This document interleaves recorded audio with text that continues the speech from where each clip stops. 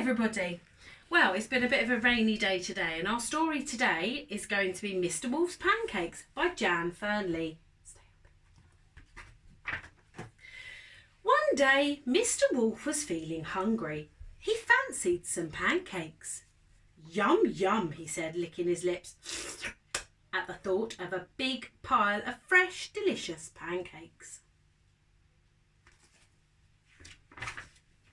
Mr. Wolf had never made pancakes before, so he took the big recipe book down off the shelf and looked inside. But wolves aren't very good at reading. He had trouble making sense of all the words, so he thought he'd get some help from his neighbours. He called on Chicken Lickin, who lived next door. Please could you help me read this?" he asked. "No," said Chicken Lickin, and he slammed the door in Mr. Wolf's face. Bang! Oh, that wasn't very kind, was it? Oh dear.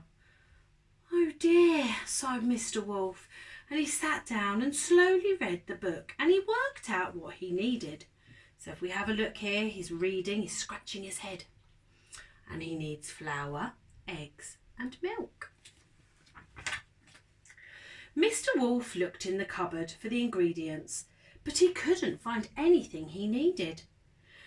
"I'll have to go to the shop," he said, and he settled down to write a list.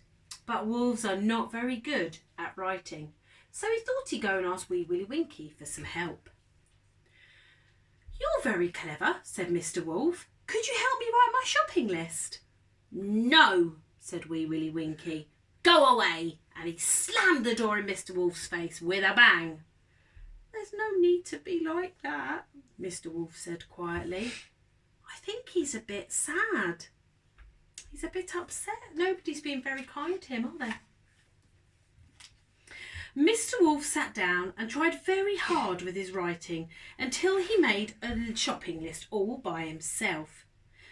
Now he needed to count his pennies to make sure he had enough. But wolves aren't very good at counting. I'll go and ask the gingerbread man for some help, he thought. "Can you help me count my money, please?" he asked really politely. "No, I'm too busy to bother with you," said the gingerbread man, and he slammed the door with a bang, right in Mr. Wolf's face. Poor Mr. Wolf had to sit down and count all his money. It took him such a long time. He checked it 3 times before he got it right, but he did it all by himself. Well done, Mr. Wolf. Mr. Wolf needed a basket to carry his shopping in. I'll ask Red Riding Hood, he thought. "Please may I borrow your basket?" he said very nicely. "I'm not lending you my basket," said Red Riding Hood in a very nasty voice. "Now clear off." So Mr. Wolf set off to the shop without a basket. "I'll manage," he said. I think he's actually feeling really sad now. He's crying. Poor Mr. Wolf. It's not very kind. We always be kind to people, mustn't we, and help them if we can. So he's going to Old Mother Hubbard's general store, and it looks like they've got lots of things in there. They've got magic wands, cockle shells, lemons and oranges, a clock, some lollipops and eggs and lots more. Mr. Wolf went to the shop. There he is with his list. He looked at his list and remembered what he needed. He counted out his money and he carried the eggs, milk and flour home, all by himself. Can we count to 10 with Mr. Wolf? Are you ready? 1, 2, 3, 4, 5, 6, 7, 8, 9, 10. Well done. We could have helped him. Now it was time to make the pancakes, but wolves aren't very good at cooking. So Mr. Wolf called on the 3 little pigs. Here they are. 1, 2, 3. One with a house of straw, one with a house of sticks, and one with a house of bricks. "Please can you help me cook my pancakes? I'll share them with you," he said kindly. "No chance," chorused the 3 little pigs. Bang, bang, bang. They each slammed the doors in his face. He really is crying. Look, poor Mr. Wolf. He felt so sad because nobody wanted to help him. Mr. Wolf went home and he started making the pancakes all by himself. And soon there was a huge pile of delicious pancakes on the table, all ready for eating. Now, as Mr. Wolf had been making his pancakes, a lovely smell had wafted around the village, and all his nasty neighbours could smell it, and it made them feel very hungry. They wanted some pancakes, so they decided to try their luck. They knocked on the door. "Give us some of your pancakes," said the rotten lot. "Why should I give you any of my pancakes?" said Mr. Wolf. "Not one of you would help me." "We'll help you eat them," they said greedily. Mr. Wolf thought very hard for a moment.